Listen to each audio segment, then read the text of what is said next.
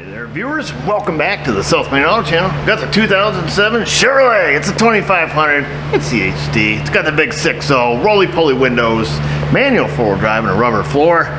The way trucks should be made. America. Beyond all of that, the guy just bought it. I guess, used. I don't know if it's sight unseen or what the story was, but bought it with an ABS light on. And he thought, no big deal. I've owned Chevys before. We'll fix the ABS light. Took it somewheres, I guess.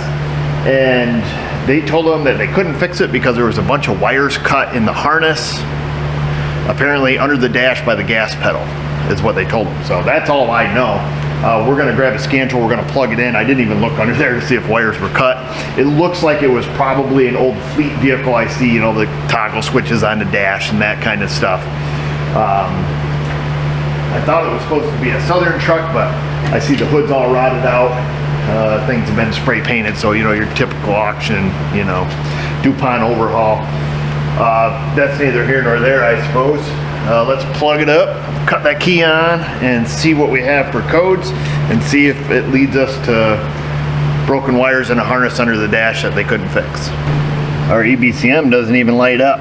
That tells me we have a no-com situation going on there. I wonder if we're just missing the fuse, or if there's wires down by the gas pedal that are cut that are doing this. So I assume we're going to have some loss of communication with EBCM, is going to be my guess. Survey says knock sensor low voltage. Imagine that. So super common on these General Motors. Usually needs a couple OEM knock sensors in the wiring harness under the intake. Usually they're full of water and all rusted. Lost the comm with ABS module. Yeehaw. Okay. So we have a loss of communication with EBCM. We'll just go in here and double check, make sure we can't talk to it, and we cannot. Looks like we can talk to the other stuff on the module or on the network. Probably doesn't have a trailer brake module or stability or electronic suspension, which we know it doesn't have. So, we're not dealing with a network wiring issue, more than likely. Can't say that for a fact, but more than likely. Powers, grounds, ability to communicate. That's all you need to know for communication, generally speaking. So let's start with the basics here and get her fixed. We'll start right here. Come on, frick, junk ass shit. Okay, there we go. We're going to start with ABS fuse numero uno and ABS fuse numero dos. Let's see, so we should have ABS fuse 1 and ABS fuse 2, according to the wiring diagram is. Fuse number 10 to 25 amp. And we've got to do the hokey pokey. Fuse number 10, which is right there.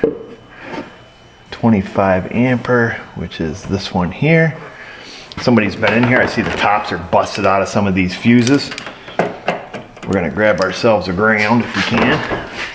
Ground her off the block here.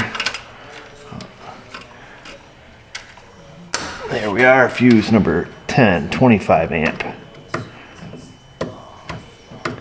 That fuse is good. Don't let these Chevy fuse boxes fool you. Even though it tests good, we're going to pull that out and have a look at it, make sure it's not all crusty on the bottom. But that fuse appears to be good. Fuse number 10, that was ABS fuse number 2. And then we should have a big honky, heavy duty ABS 60 amp. ABS 1 is 40 amp, number 63, which is this fuse right here. That is no longer in place. So that fuse is missing. I don't believe that'll give us a no-com though. I'm not 100% positive on that. Let me get that fuse so we can put that back in. That'd be a good place to start. We'll put in the 40 amp ABS fuse, which I think just runs the motor circuit. Let me grab that. Looking inside this fuse box, that thing's been missing for a long time because that thing is crusty. Probably had some wheels. Oh, these are supposed to be low profile fuses. Well, this will work for the time being. I didn't realize it was low profile. I grabbed us a regular J case. Let's pop this fuse out and just have a little gander there. Grab us a pair of needle nose because these Chevrolets tend to rot this fuse box out. We just want to have a look-see. So she's a little crusty. but okay, looks okay. All right. I'm gonna check to see if we regain communications. I don't think we will, but I'm just gonna double check real quick. So it does not communicate like I thought. I was pretty sure the big fuse there only ran the pump. I printed this out, a diagram. This is without JL4. Ours is a JH6, I believe the RPO was. When I looked it up, it's not JL4. I've got it up in the air. ABS pump is plugged in, and it's there, so that's a plus. Definitely not a Southern truck. That's gotta suck. Drive all the way to Virginia, think you're getting a Southern truck, and you come back with a New York truck. Don't ever be fooled by that, folks. Let's see. So we're gonna check powers, grounds, and the ability to communicate. Does it have network activity there? And if it does, then we're simply just dealing with another Chevy with a bad ABS module. Before I put on the lift, I did just stick my head down under the dash to take a look. I didn't see anything obvious. He told me there was a bunch of broken wires by the gas pedal because that's what the other shop told him, and they said they don't fix wires, you know, needs a harness, $7 million, so on and so forth. Let's go see what's really wrong. And I may have simply just overlooked, you know, the harness. But we're just gonna start our kind of our own diet here. I think it's always a good option. Oh yeah. It's got your classic, I don't know what's wrong with it, so let's pack it full of dielectric grease. Super common to see. Can you guys see? Okay, let's grab a test light. Let's see, our big black. Let's see, do we have any identifiable numbers on this? Probably on the back side here. Just want to make sure we're going for the right wires. That's 19. Pin 1 is this guy here. Let me get a little brush, see if I can look in there.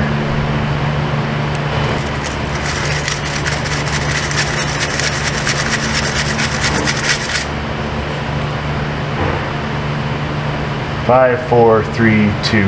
Okay, so the small row on the top is 2 to something. 2 to 14 probably. 7, 8, 9, 10. So it's probably 11, 12.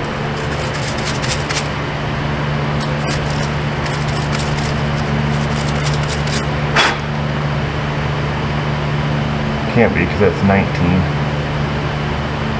Well, we could probably always just print us out a diagram, but at least we know number 1. Red with black stripe. Red with black is number 1. We're going to be looking for a ground, which is 11 and 28. And that's, so this is 28 here, this big honker. So we're gonna very gingerly front probe this one and this one, and that's our big fuse. Okay, so we know that ground is good. And then now we gotta find ground number 11 and pin 18, which is red.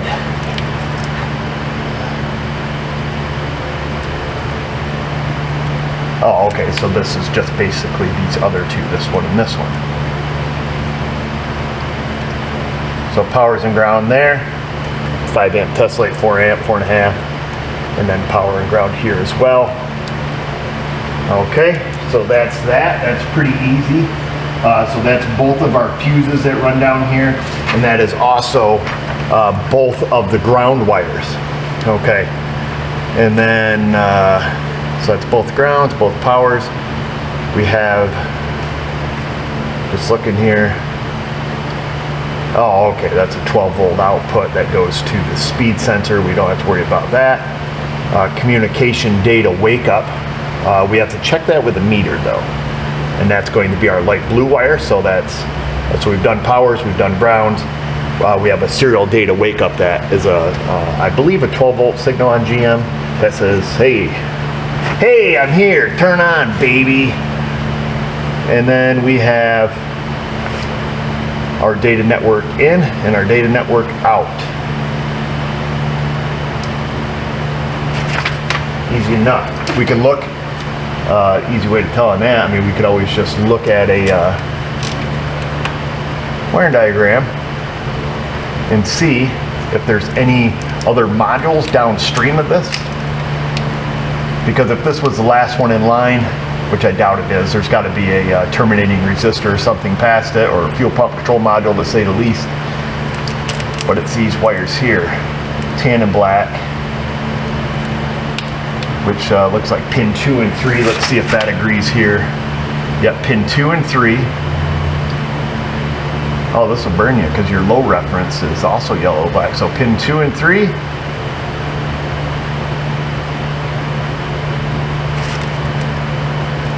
2 and 3 are both can high, although 2 different colors, and then can low is 12 and 13.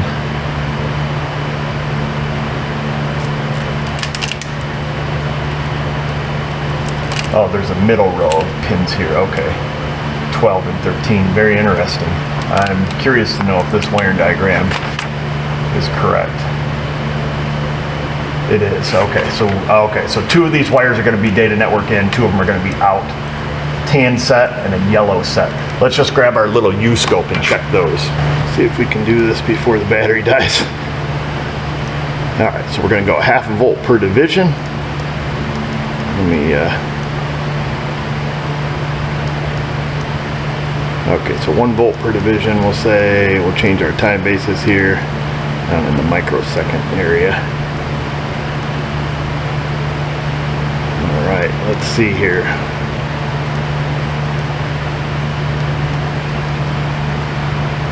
Move our trigger up. Okay, so we have network activity coming in now. I am probed. Let me just see what I don't know what I'm probing into. Yellow and black, it's got to be a can high. So we are a can high. So I assume this is going to be an input. We can, yeah, okay, so there's our can high. All right, I don't know if that's focusing or not, but we can see some 1s and 0s coming across the screen there. Now we're going to go can low. I think it's the wire right below it. We have to move our trigger down. Yep, and there we have can low. We can change that there. So there we have can low and can high. Now that's going into the module. Shouldn't have anything. Let me just turn off my trigger here. Let me just check. Okay, so we have, yep, can high, can low. That's coming in. Nothing on the way out. Nothing on the way out. I'm going to look at a network diagram. I bet there's nothing downstream of this. In either case, we're going to plug it back in, and I'll just back probe those wires, make sure we have data network going in, going out, and then that's it. Then we just know we have a bad module. That's can low, can high. Now I'm going to move over to the other 2 wires. Oh, we got nothing there. And nothing there. Interesting. Let me look. I'm going to look on an actual wiring diagram of the data network wiring diagram, because we have network activity on what numbers here. We have network activity on the yellow wires, so pin 2 and pin 12. And we're going to go in 19, which is light blue, and just see what we have there.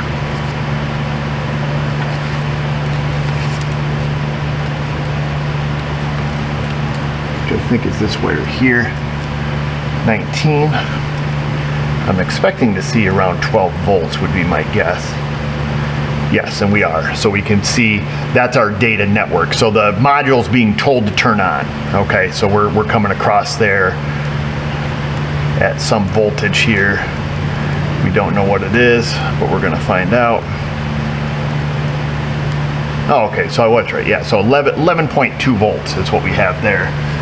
I thought I put a battery maintainer on this. Let's just double check.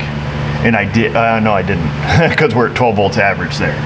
I thought the serial data wake up was 11 volts or 8 volts or something, but so we do have serial data wake up, and we only have data coming in on our 2 yellow wires. We have can high and can low.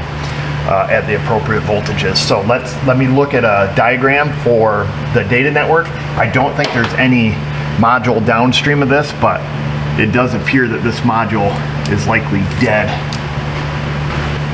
Look down the diagram. This is the end of the road for this thing. The ABS modules, is the last little guy in the network. The only thing beyond this one, this connector's all broke from being meddled with so much. The only thing beyond this is the terminating resistor. This does not have a trailer brake control module, and it does not have what they consider the fuel system control module, the FSCM. The only thing beyond this is a terminating resistor. So we have two choices: red pill or the blue pill. Not really. We have a choice. We could set it down and plug into the DLC and check total network resistance, which we will when we set it down, or because we're right here, we can check to make sure that these wires are good going back to terminating resistor. Can we turn that so anybody can see it? I'm gonna have to give you a shout out with the numbers because you probably can't see them. What do we expect to see? 120 ohms. That's the answer to that question. Let me see if our probes are good. And they are. Whoa! Hello! Easy there, fella. That's why we don't use fancy stuff. Let's go, we're just gonna back probe both tan wires, tan with black.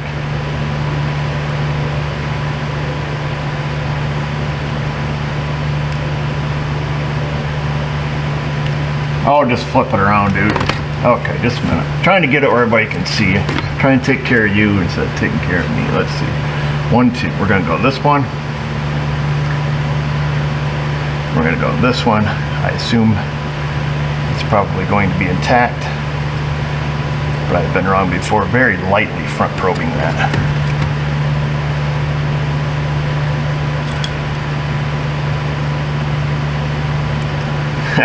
Here's this guy. Why do I try to make these videos? Okay, there, we got that set still. Drop the leads, got the wrong leads. Going here, I'm going there. I'm expecting 120. We have 121.5. Perfect. So, whoa! Drop that right onto the ground. That's how you keep your meters nice, and that's why we don't buy nice ones. So that's it. If we go up to the data link connector now, and we check it out, we would expect to see 60 ohms. Just make sure we're plugged in all the way, because like I said, this connector's broke. Unfortunately, I'm gonna take that thing right off. So theoretically, if you wanted to fix this actually for realsy, we would have to get a new connector housing. I don't know why these are always broke. They're always freaking broke. I don't know what other shops do. It drives me bonkers. So yeah. Now our network loop could be broken inside of this module, you know what I'm saying? So if we check terminating resistance at the ALDL and we only have 120, we know we have 120 ohms coming this way. Should be 120 going that way. We'd have to shut the key off. We could have measured that from here as well, but we can't because we left the key on. Yeah, whatever, it's broke. No sense in even fiddling with that. Because we're not gonna get the job to fix this because this guy's heading back somewhere else, but he just wanted the broken wires in his dash fixed to get his ABS light off. But we know for a fact, 100% for a fact, our ABS module is junk. What I'm gonna do off camera is I'm just gonna, because this has been played with and it's had so many fingers in it, we're gonna double check pin tension, see if somebody's been just stabbing a test light in the front of it. If my pin tension's good, I'm gonna make a call on the bad ABS module. We're gonna do one more check when we let the vehicle down. For the record, I did put the battery maintainer on it, I just never turned it on. Go figure. So I let the vehicle down, I plugged in old Bob here. Hey Bobby! We plugged him into the data link. We're gonna plug this back in. it looks like our network activity has ceased. So we're gonna check total network resistance on pins 6 and 14, and we expect to see 60 ohms. So we got 120 in the back, we should have 120 in the front. They're parallel. So we'll go 6, get it in there.